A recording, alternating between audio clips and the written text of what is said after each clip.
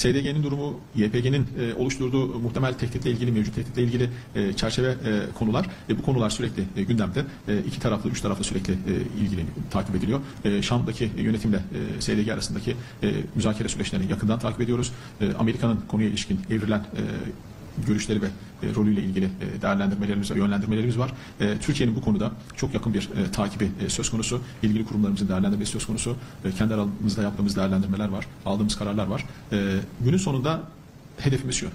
Türkiye'nin milli güvenliğinin tehdit altında olmadığı, Suriye'deki Kürt kardeşlerimiz dahil hiçbir azınlık veya çoğunluk grubunun kendisini tehdit altında görmediği, özgür gördüğü, kimliğini yaşayabildiği, eşit hissettiği, güvende hissettiği bir ortamın olması.